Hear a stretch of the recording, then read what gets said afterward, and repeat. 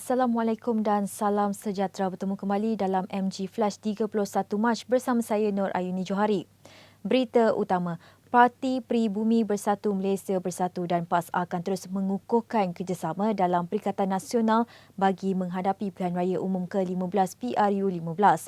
Keputusan itu merupakan satu daripada 4 ketetapan yang dipersetujui kedua-dua parti hasil pertemuan pemimpin tertinggi Bersatu dan PAS iaitu Tan Sri Muhyiddin Yassin bersama Datuk Seri Abdul Hadi Awang.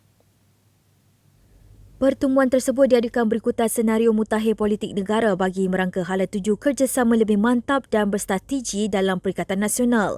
Perkembangan terkini itu dimaklumkan dalam satu kenyataan bersama oleh Setiausaha Bersatu Datuk Seri Hamzah Zainuddin dan Setiausaha Agung PAS Datuk Taqiyuddin Hassan. Dalam mengukuhkan kerjasama Bersatu dan PAS selaku antara parti pengasas utama Perikatan Nasional akan menubuhkan suatu jawatankuasa pemesyuaratan di peringkat pusat. Jawatankuasa itu akan merangka strategi dan hala tuju parti khusus bagi menghadapi PRU15 termasuk rundingan pengagihan kerusi. Segala keputusan yang dicapai akan dibawa ke mesyuarat Majlis Tertinggi Perikatan Nasional untuk dimutamatkan secara kolektif di kalangan semua parti komponen. Bersatu dan PAS juga bertegas menolak sebarang bentuk penjejaran baharu untuk menubuhkan kerajaan pasca PRU15 terutama yang melibatkan Pakatan Harapan dan sekutunya. Kedua-dua parti juga sentiasa komited memperkukuhkan penyatuan ummah dan perpaduan seluruh masyarakat majmuk bersedia bekerjasama dengan mana-mana pihak yang mendongkong konsep tersebut. Bersatu dan PAS juga menyeru semua pertubuhan dan persatuan Melayu, Islam dan Bumiputera, terutama rakyat Malaysia yang cintakan negara agar bersatu hati untuk bersama-sama berjuang dalam sah yang sama demi masa depan Malaysia yang lebih gemilang. Kerajaan Kedah tetap mengharapkan caj bekalan air mentah dikenakan terhadap Pulau Pinang walaupun isu itu dibawa ke peringkat pusat. Menteri Besar Muhammad Sanusi Makno berkata setiap projek pembangunan yang dirancang khususnya di kawasan Sungai Muda juga akan tetap diteruskan demi kepentingan rakyat negeri ini. Menurut Muhammad Sanusi, atas apa alasan sekalipun projek takungan air pinggiran Sungai Taps untuk menstabilkan paras air pertanian dan bekalan minuman rakyat Kedah akan diteruskan dan menjadi keutamaan. Katanya kepentingan dan keperluan bekalan air mentah untuk Pulau Pinang dari sumber Sungai Muda hanya akan diambil kira setelah negeri itu bersedia untuk membayar tuntutan daripada kerajaan Kedah. Beliau mengulas kenyataan Ketua Menteri Pulau Pinang Chong Kon Yu Sabtu lepas yang menyarankan agar Kerajaan Persekutuan campur tangan bagi mengatasi kemulut berkaitan caj bekalan air yang berlaku antara negeri itu dan Kedah. Pada 24 Mac lepas, Kerajaan Negeri Kedah mengumumkan akan melaksanakan projek TAPS untuk menakung lebihan air di Sungai Muda bagi menstabilkan paras air di sungai itu pada musim kemarau sekaligus meningkatkan bekalan air di negeri ini.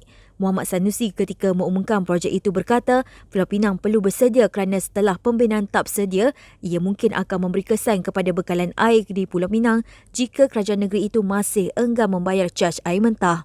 Terdahulu, Muhammad Sanusi menyaksikan majlis menandatangani perjanjian usaha-sama antara Permodalan Kedah Berhad PKB dan Open Road Asia Sdn Berhad di Wisma Darul Aman. Bekas Perdana Menteri Datuk Seri Najib Tun Razak dan isteri Datin Seri Rosmah Mansor akan memeriksa 11,991 unit barang kemas yang kini disimpan dalam lebih 90 buah kotak di dalam bilik kebal di Bank Negara Malaysia.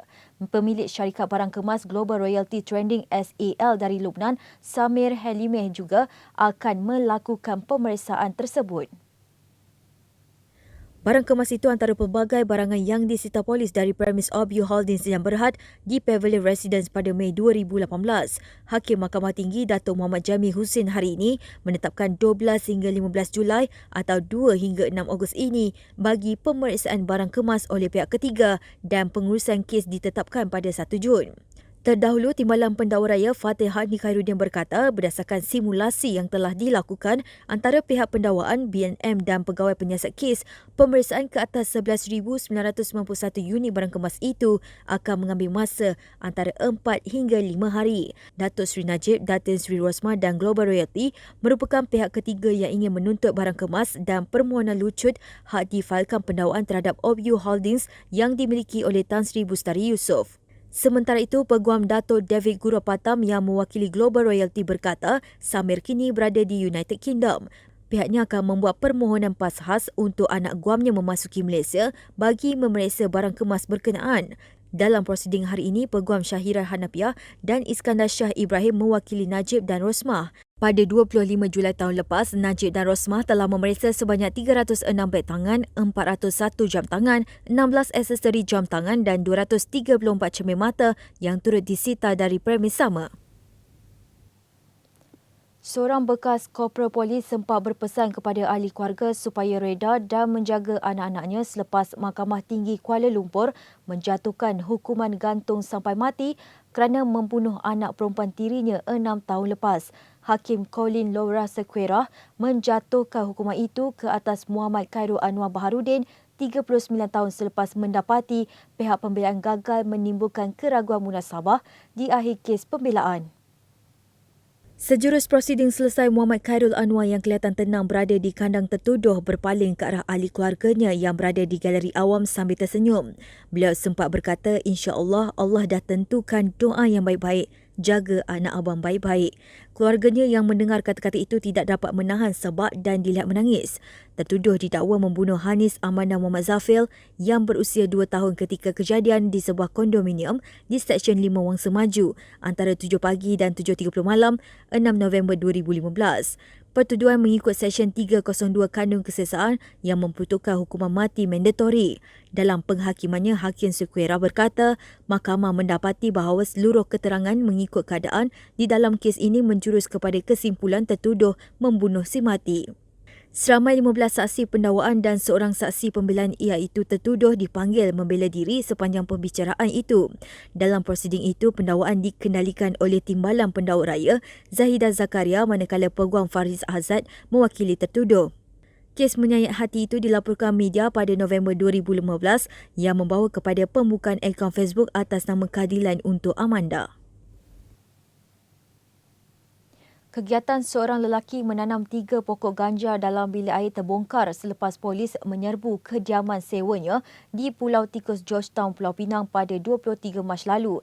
Serbuan sepasukan polis dari Bahagian Siasatan Jenayah Narkotik Ibu Pejabat Polis Daerah Timur Laut pada jam 12 tengah hari turut membawa kepada penemuan pelbagai dadah lain yang dipercayai untuk aktiviti pengedaran. Ketua Polis Daerah Timur Laut, Asisten Komisioner Sofian Santong berkata hasil siasatan mendapati suspek berusia 26 tahun itu menanam pokok berkenaan dalam sebuah pasu. 3 pokok ganja yang masing-masing setinggi 48 cm, 46 cm dan 37 cm itu ditanam selepas suspek memperoleh biji benih dalam daun ganja kering yang dibelinya sebelum ini. Dalam serbuan itu, polis turut menemui syabu, heroin dan ganja yang dianggarkan bernilai RM7,360 dalam ruang meja makan di rumah itu. Bercakap dalam sidang media di IPD Timur Laut hari ini, Sofian berkata ujian saringan air kencing terhadap suspek mendapati dia positif dadah jenis metafetamin dan THC. Nilai keseluruhan rampasan dadah dan sitaan termasuk sebuah motosikal ialah sebanyak RM10,260. Kes disiasat mengikut Seksyen 38B Akta Dadah Berbahaya 1952. Selepas lebih 3 bulan, akhirnya perakam suara kokpit pesawat Sriwijaya Air SJY-100A20 yang terhempas pada 9 Januari lalu di Kepulauan Seribu Jakarta ditemui semalam.